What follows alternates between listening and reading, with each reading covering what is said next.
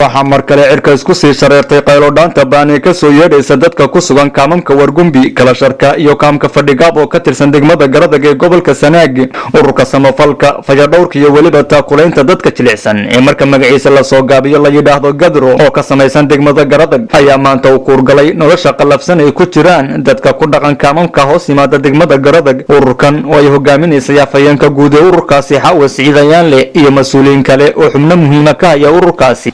kan oo ahaa uu kuurgalka xaaladda ay ku jiraan dadkii ay xoolahoodii galaafatay abaartii adkayd ee soo martay dalka oo telefishinkan caalamiga Ariel TV-na dhankiisa kala qayb qaatay soo bandhigista xaaladda dhabta ee ka jirta kaamamka ka tirsan degmada garadag waxaana halkaasi qaylo dhaan ka diray afhayeenka ururka GADRO xawas ciidayaanle iyo mas-uuliyiin kale oo xubno ka haya ururkaasi iyo weliba waayeelka kaamamkaasi oo cod dheer ku sheegay inay ku jiraan xaaladii ugu dambeysay waxayna iyagoo hadalka iska daba qaatay yidhaahdeen iyo dawladda waxaanu ka codsanaynaa inay degdeg la soo gaaro gurmad degdeg ah waayo maanta hadal looma baahna wax kalena looma baahna waayo dadkaas waa dadka halka jooga abaaraysan gobol joogta waxaanu leenahay inay dadkooda hoos u eegaan baan doonayna dadkooda inay hoos u eegaan baanu doonayna meesha joogaan eegaan dawladdana waxaanu leenahay maanta hadal iyo wax kale hay'ad wax siisan ma jirto hadda 6 bilood dadkaas sidii madaxweynaha soo qabsaday dadkaas koob waxba ma cunin waa liita dadkii waa raadan yihiin waa gaajaysan yihiin naftii baa haysa maanta waxaanu leenahay dawladda iyo hay'adaha iyo gobol joogta intaba waxaanu ku leenahay dadka gurmad degdeg la soo waxaan baa ku dirayaa dawladda Soomaaliland oo ka madax ka yahay Muuse Biixi Cabdi hay'adaha samafalka kuwa dawliga qurba joogta tijaarta iyo cid kasta oo danaynaysa kaamka iyo dadka ku nool waxaan baa ugu dirayaa dadkaas maanta inay dad tabcaan yihiin dad aad u tabcaan oo u liita yihiin abaartiina ay sii xoogaysatay wax laale iyo wixii neefneefkii hadda meelaha ku hadhayna mar horeba la laastay dadkaas maanta uu u baahan yahay wax taray u baahan waxa waxtar bay u baahan hadal uma baahna si isugu ma baahna waa sida loo sheegay isku intu birta loo soo sidaabo waqtiga maanta maalin ay ka jilicsan yihiin oo ka liitaan ma jirto waxaanu leenahay cid kasta oo danaynaysa haday tijaarta tahay hadii ay qurba joog tahay haday hay'adaha dawliga tahay haday kuwa deeq-bixiyaasha tahay cid kasta oo danaynaysa dadka in dadka maanta wax laga soo gaaro dadka jooga waxa weeyaan dad ayna bay ahaayeen dadkii waa lagu laabay meeshii waxaan leenahay oo qalaanta u dirayna dadka gurmad degdeg la soo gaaro gurmad degdeg dadka la soo gaaro in laga soo caawiyo xagga cuntada xagga caafimaadka xagga biyaha xagga hadda la xagga laga soo caawiyo waayo waxa weeyaan dadkan dayac u dhiman ma jiro waxaanu dawladda iyo qurba joogta iyo hay'adaha nooca yihiin iyo dadka muslimiinta meel jooga ka codsanayna in dadka caawimo la soo gaaro soo caawiyaan ilaahay baa caawiya saas ayaan ka codsanayna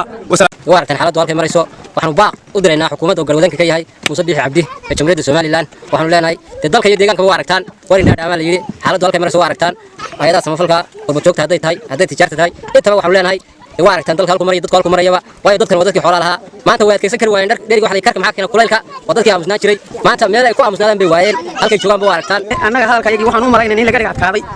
yaan u malaynaa waxa weeye dadkan waa dad baa haysa sida raggu sheegay dhicisku inta loo soo sidaabo waqtiga marka waxa weeye qayla dhaantii way dhamaatay hadii dadka wax loo keenayna loo keeno hadii kalena gobol joogta fadhigaab ina soo caawisa kaamka oo dadka eegto oo maalin kasta aanu sheegno waxba aanu soo qaban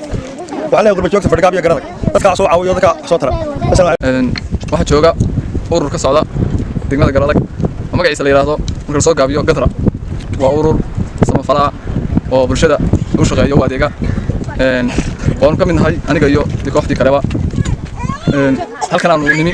waxyaabaha aanu nimi waxa kamid ah inaan bulshada la wadaagno hawlaha iyo deebtan iyo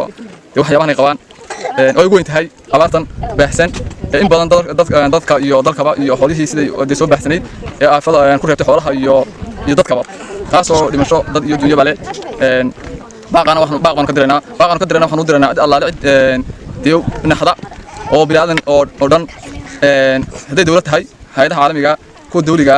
cid kasta oo samafalka ka geysata xaytay afayeenka ururka GADRO magacayga leeyahay waxa uu siciidayaa leh dhamaan halkan anagoo ururkaas degmada ka tirsan maanta waxaan ku kala bixinay macnaha soo dhexmaridina maxay tahay ama aan soo ogaano xaaladooda iyadoo la iska wada ogsoon yahay tuulooyinka ay xukunto garadag marka dadkan waxa haysta abaar baa haysta abaartii hore ayaa haysta 4 sano oo meeshan xilay roob ma helin sidii ay abaartii hore haystay hadda haysta xoolina way ka dhamaadeen xoolo ma haystaan markii hore xoolaha haysteen waxay niyad ku dhisanayeen xoolaha marka ururka hadaan waxaan ka direynaa baaq waxna uma sidno waxna uma qaban karno ilaahay baa wax qaban kara marka waxaan ka direynaa baaq wixii ay qusayso qurba joogta xukuumadda dadka waxa haystay ganacsadayaasha